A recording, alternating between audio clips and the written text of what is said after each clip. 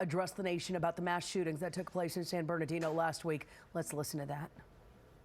Our success won't depend on tough talk or abandoning our values or giving in to fear. That's what groups like ISIL are hoping for. Instead, we will prevail by being strong and smart.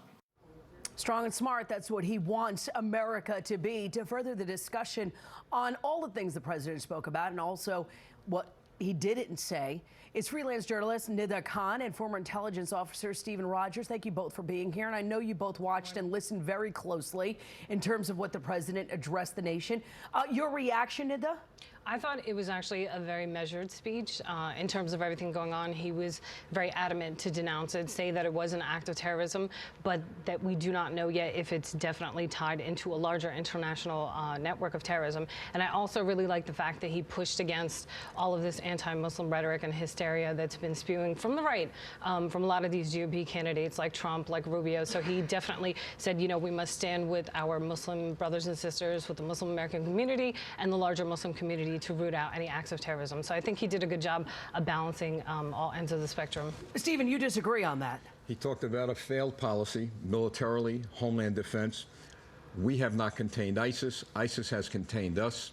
He talked about a 65-member coalition. I can only name 3.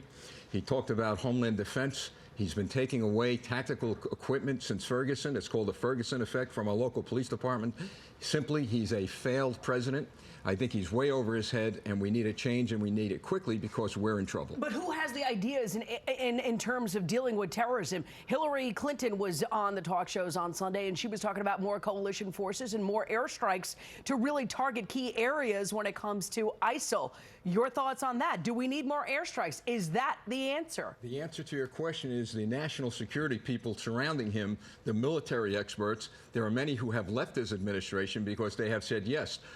Overwhelming strategic bombing from the United States. The coalition you need is from Turkey, Jordan, Syria. You need it from those countries that have a lot at stake in this as far as ground troops are concerned. The only way you're going to defeat ISIS is to hit them and hit them hard. And let me share this with you.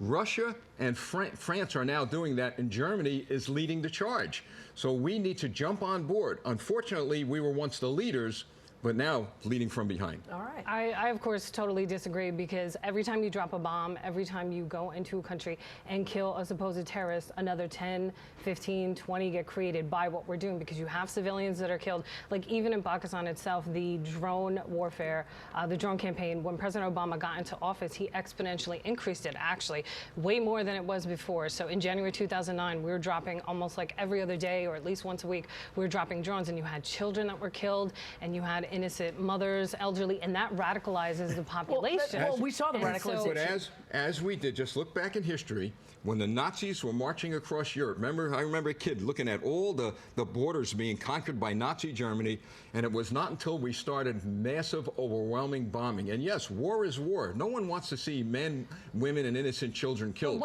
But we're the ones getting killed. But I have to ask you, too. We're the ones dying. And I also have to ask you, Nida, do you feel the Muslim American community is doing enough to build a bridge, especially in terms of what happened in San Bernardino and the real radicalization of this young man, and the family not knowing, the community not knowing, no one knowing exactly what was going on? Well, I mean, we could say the same thing for any, you know, the Robert Deere who did the Planned Parenthood shooting. Why didn't anybody know? Why didn't anybody say anything? And at the end of the day, it involves everyone in the community, but family members.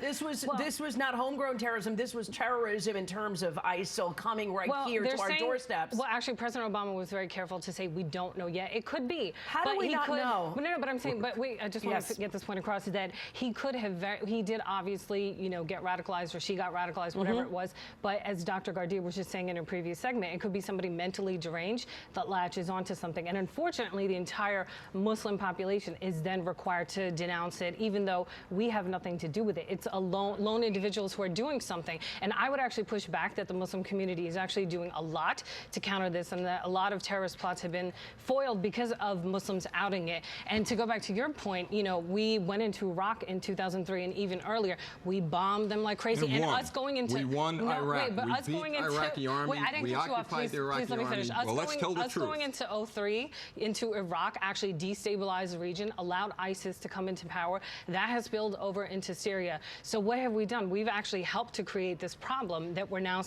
caught in the middle. We're the bad guys all the time. Look, I was in the military when Iraq was invaded.